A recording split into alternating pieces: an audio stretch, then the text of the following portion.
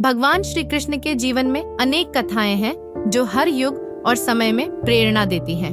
यहाँ एक काल्पनिक कथा प्रस्तुत है जो उनके दिव्य व्यक्तित्व के अनछुए पहलू को उजागर करती है। एक बार गोकुल में एक अद्भुत घटना घटी।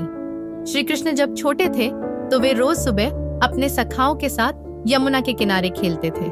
एक दिन खेलते खेलते उन्होंने देखा कि यमुना के पास का एक विशाल पीपल का वृक्ष सूखने लगा है। उसकी शाखाएं झुकी हुई थीं और पत्ते मुरझा गए थे। सखाओं ने पूछा, कन्हैया, यह वृक्ष तो हमेशा हरा भरा रहता था, अब यह सूख क्यों रहा है?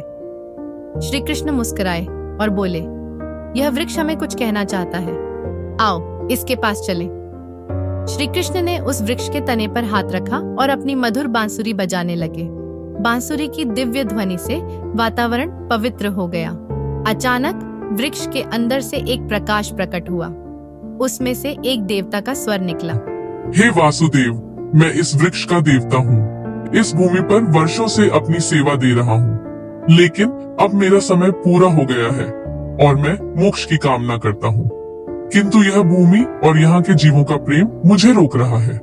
श्री कृष्ण ने कहा, हे वृक्ष देवता, प्रकृति का हर अंश अपनी सेवा देकर मोक्ष का अधिकारी है। तुम्हारे बिना यह भूमि अधूरी हो जाएगी, किंतु यदि तुम सच में मुक्त होना चाहते हो तो मैं तुम्हें आशीर्वाद देता हूँ, लेकिन इस भूमि को तुम्हारे प्रेम का प्रतीक चाहिए। वृक्ष देवता ने उत्तर दिया, हे कृष्ण, मैं अपनी आत्मा का अंश इस भूमि में छोड़ जाऊंगा। यहाँ जो भी भक्त आकर सच्चे हृदय से प्रार्थना करेगा उसे आशीर्वाद मिलेगा। यह कहकर वृक्ष देवता ने श्री कृष्ण के चरणों में प्रणाम किया और प्रकाश में विलीन हो गए। वह सूखा हुआ वृक्ष अचानक हरा भरा हो गया और उसकी शाखाओं पर सुंदर पुष्प खिल उठे।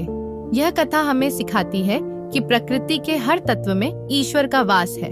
जब हम किसी भी जीव, पेड़ या प्रकृति के अंश के प्रति प्रेम और आदर भाव रखते हैं तो वह हमें आशीर्वाद देता है। श्री कृष्ण का यह पहलू हमें यह समझाता है कि सच्ची भक्ति का अर्थ हर जीव और प्रकृति की सेवा करना है।